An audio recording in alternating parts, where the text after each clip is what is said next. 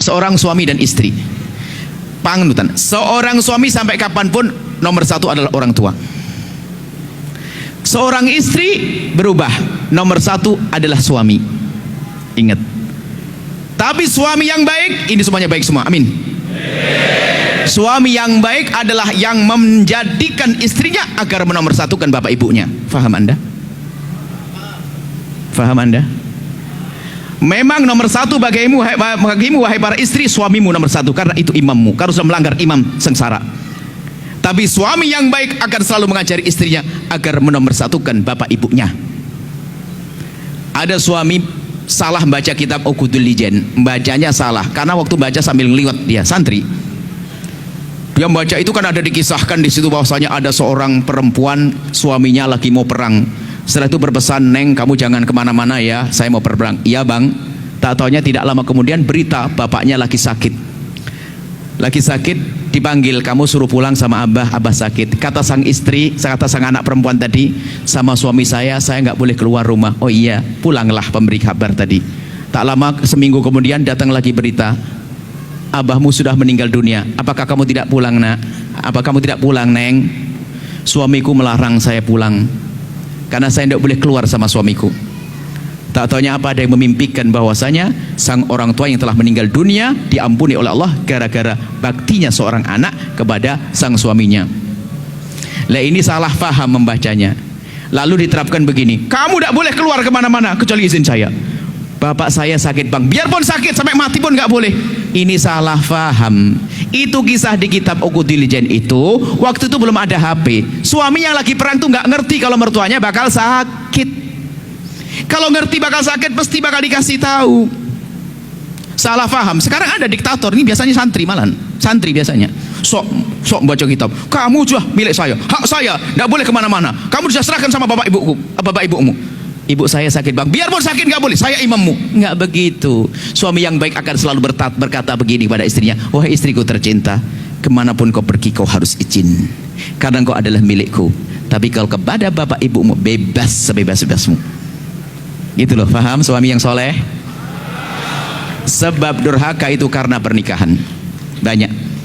Saya lanjutkan ini karena yang terjadi biasanya seperti itu. Suami istri yang baik adalah istri yang selalu mengajari suaminya berbakti pada ibu bapaknya. Istri yang baik, suami yang baik yang selalu mengajari istrinya berbakti pada bapak ibunya. Rumus kebahagiaan yang ketujuh, 1, 2, 3-nya tak simpan, datang ke pondok saya kasih nanti.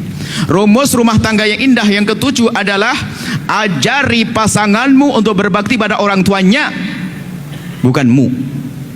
Nya, bukan mu, faham mana?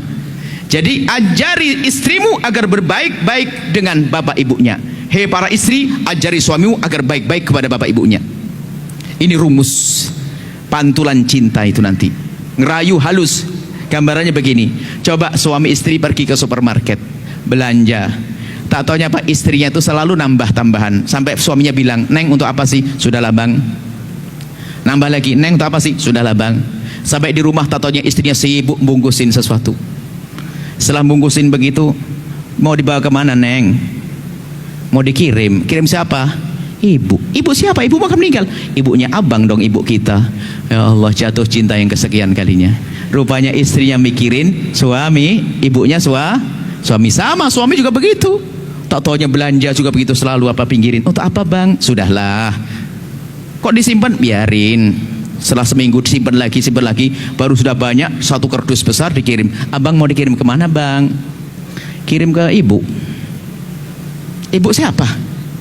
"Ibu kita di desa." "Ibu kita?" "Ibunya abang kan sudah meninggal." "Ibumu sayang," sambil dipeluk. Wah, jatuh cinta habis tuh. Makanya ngerayu tuh jangan bahasa yang macam-macam, perhatikanlah. Gini rumusnya, sayangilah orang yang disayangi oleh pasanganmu, maka dia akan semakin sayang kepadamu.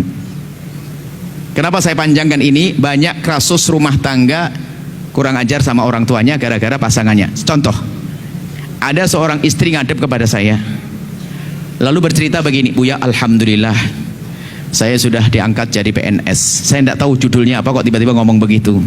Terus, ya saya sudah punya penghasilan sendiri. Selama ini kan saya dikasih sama suami. Kemudian saya nabung-nabung. Bagus.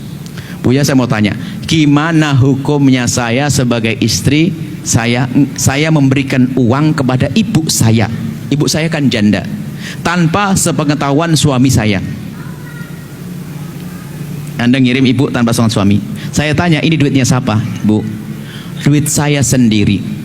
Kalau duit Anda sendiri, Anda boleh memberikan ke siapa saja, orang di pinggir jalan atau mana saja. Tapi kalau duit suami haram Anda keluarkan untuk siapapun.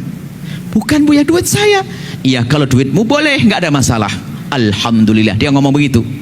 Cuman saya bukan sekedar mengajar fikih, ada pendidikan di sini. Saya bertanya, Bu, mau tanya saya, apa, Bu, ya? Memangnya kenapa kalau kamu bantu ibumu ketahuan suamimu? Tadinya dia sambil ngangkat, sambil tarik nafas. Buya, pernah ketahuan sekali suami saya marah-marah. Dalam hati saya, suamimu itu iblis. Nggak ada iblis di sini, maka saya berani ngomong begitu. Ini orang soleh semuanya. Suamimu itu adalah modelnya manusia setan, ngajari istrinya kurang ajar sama ibunya. Maka jadilah suami yang baik. Insya Allah baik. Makanya saya kok berani. Kalau iblis saya berani ngomong. Karena ini bukan iblis semuanya ini. Makanya saya nak ngomong. Jadi suami yang melarang istrinya baik-baik sama ibunya adalah iblis ya. Ngajari jahat dia. Nggak nanamkan kecintaan. Saya nasihati nggak begitu. Harus suami dibawa kepada yang baik. Ada lagi pertanyaan kasus serupa. Seorang laki-laki sudah sukses dia. Dia adalah pengusaha AC atau apa gitu. Dia wasit. Biasanya datang sama istrinya, saya tidak ngerti kasus permasalahan. Biasanya orang datang kan datang begitu, kita tidak begitu perhatian. Tiba-tiba datang dia sama anak kecilnya, duduk ngobrol. Mau tanya, Bu, ya? Boleh. Tanya apa? Saya itu alhamdulillah usaha sudah berhasil. Saya itu orang desa aslinya, Bu, ya. Dulu abah saya masih hidup, rumah saya tulang punggung yang jadi yang ngurusi semuanya adalah bapak saya. Abah saya sudah meninggal dunia dan ibu saya punya anak perempuan terakhir, adik saya. Masih sekolah SMP, SD sampai SMP. Terus gimana Buya? Buya kan selalu ngajari harus kompak, suami istri kompak. Rupanya dia dengar ceramah kita. Saya kepikiran terus masalah itu. Kepikiran kenapa? Buya, gimana hukumnya kalau saya bantu ibu dan adik saya tanpa sepengetahuan istri saya? Saya tanya, itu duit siapa, Pak? Duit saya sendiri.